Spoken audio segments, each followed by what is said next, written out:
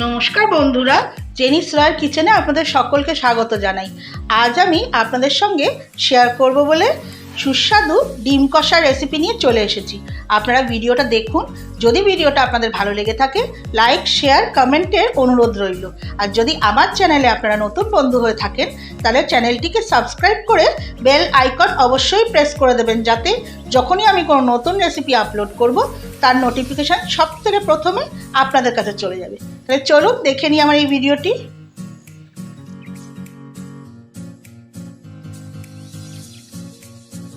ডিম কষা বানানোর জন্য আমি 7টা হাঁসের ডিম নিয়ে নিয়েছি।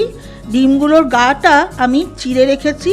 ডিমগুলোতে আমি আগেই নুন, হলুদ আর সামান্য একটু লঙ্কার গুঁড়ো মাখিয়ে রেখেছি। ইন্ডাকশানে একটা কড়াই বসিয়ে দিয়েছি। কড়াইতে দেব পর্যাপ্ত পরিমাণে সর্ষের তেল। ডিম কষা সর্ষের তেলে রান্না করলে স্বাদটা ভালো হয়।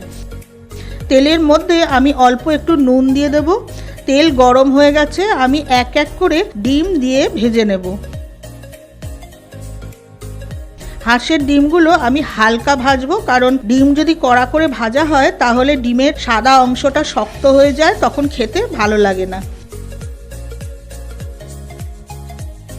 ডিম ভাজা আমার হয়ে গেছে, তুলে নেব। ওই ডিম ভাজার তেলের মধ্যেই ফোড়নের জন্য দেব একটা তেজপাতা, গোটা গরম মশলা আর একটু গোটা জিরে। ফোড়ন ভেজে নেব। ফোড়ন থেকে সুন্দর গন্ধ বেরিয়ে গেছে, দিয়ে দেব একটা মিডিয়াম সাইজের গ্রেট করে নেওয়া পেঁয়াজ। আমি ডিম কষায় খুব বেশি পেঁয়াজের ব্যবহার করি না।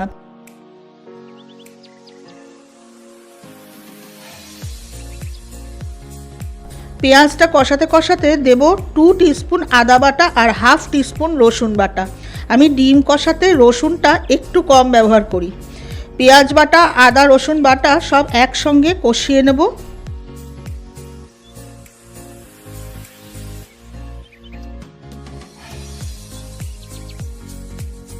পেঁয়াজ, আদা, রসুন সব একসঙ্গে কষে গেছে। এই পর্যায়ে দেব 2টো ছোট সাইজের গ্রেট করে নেওয়া টমেটো,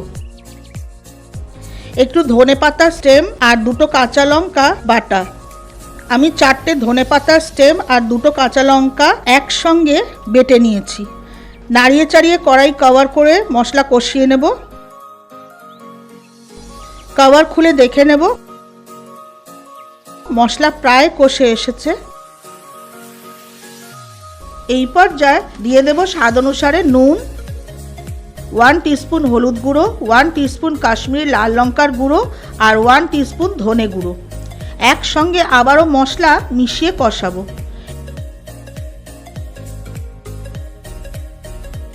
একটু গরম জল দিয়ে মশলা কষাবো। মশলা কষে তেল ছেড়ে দিয়েছে, আমি ভেজে রাখা ডিমগুলো দিয়ে দেব। ডিমগুলো মশলার সঙ্গে ভালো মতন কষাবো।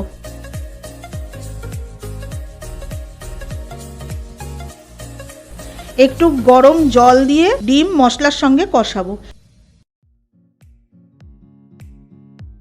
এইভাবে বারে বারে জল দিয়ে ডিম কষালে ডিম কষার স্বাদ ভালো হয়।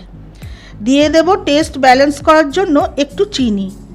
মশলার সঙ্গে ডিম নাড়িয়ে চাড়িয়ে কষিয়ে নেওয়ার পর দেব খুব সামান্য একটু গরম জল। গ্রেভি ফুটিয়ে একটু মাখো মাখো করে নেব। ডিম কষা একদম রেডি। শেষে আমি দিয়ে দেব শাহি গরম মশলা। মিশিয়ে দিয়ে কড়াই কভার করে কিছুক্ষণ স্ট্যান্ডিং টাইমে রেখে ডিম কষা প্লেট করব।